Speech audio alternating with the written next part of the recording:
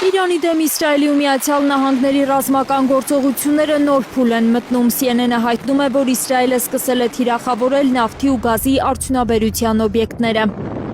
Իրանի արտգործնախարարության խոսնակ Էսմայիլ Բաղայիի խոսքով նավթապահեսներին հասցված հարվածները հավասարազոր են քիմիական պատերազմին։ Իրանի ժողովրդին ահաբեկիչ են անվանում, դա խաբեություն է։ Մենք տեսանք Ամերիկայի օգնությունը Մինաբի դպրոցում եւ Ֆարս նահանգի Լամերտ քաղաքում։ Հենց երեկ մենք դա տեսանք Թեհրանում նավթային օբյեկտների վրա հարձակման ժամանակ եւ բոլոր իրանցիների ու մեր շրջակա միջավայրի վրա տեղացող աղտոտված անձրևի տեսքով։ Միացյալ Նահանգները ավելի վաղ հայտարարել էր, թե չի թիրախավորելու նավթային օբյեկտները։ Իսրայելը Թեհրանում ու դրա շրջակայքում առնվազն 5 օբյեկտ է հրթիռակոծել։ Նավթապահեսներին թիրախավորմանի պատասխան Իրանը սպառնացել է թիրախավորել Պարսից ծոցի նավթապահեսները։ Պահապանների կորպուսը սպառնացել է, եթե պատրաստ եք 1 բարել նավթի համար ավելի քան $200 վճարել, շարունակեք այս խաղը։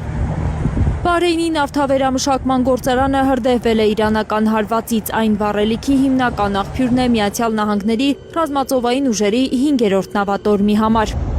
Իրանի զինված ուժերի թիրախում է հայտնվել նաև Իրաքի ամերիկյան ռազմաբազան, այդ մասին հայտնել է Իրանի Խաթամ ալ-Անբիա կենտրոնական շտաբի ներկայացուցիչը։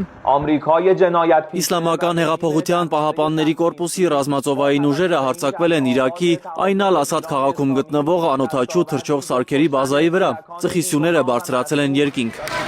Առավոտյան պայթյուններ են լսվել Թեհրանում։ Իսրայելի պաշտպանության բանակը հայտարարել է, որ հարվածել է Իրանի հեղափոխության պահապանների կորպուսի ավիատիեզերական ուժերի շտաբ բնակարանին։ Ըստ Թել Ավիվի թիրախավորվել է զինամթերքի մոտ 50 բունկեր։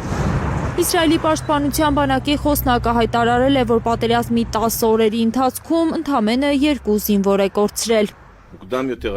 Այդ զինվորները զոհվել են հյուսիսի բնակավայրերն ու բնակիչներին պաշտպանող մեր ուժերին հրթիռային հարվածներ հասցնելու հետևանքով։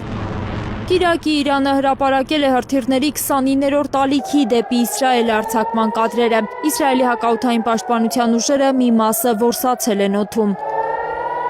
Թել Ավիվում իրանական հրթիռներից մեկն ընկել է գազալցակայանի վրա, մի մարդ լուրջ վնասվածքներ է ստացել։ Ըստ ոստիկանության ներկայացուցչի, կասետային զենք է կիրառել Իրանը։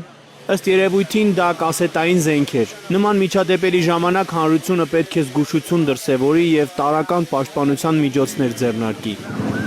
Լիլիթ Սարգսյան, Արմեն Ապրեսյան, Հայլուր։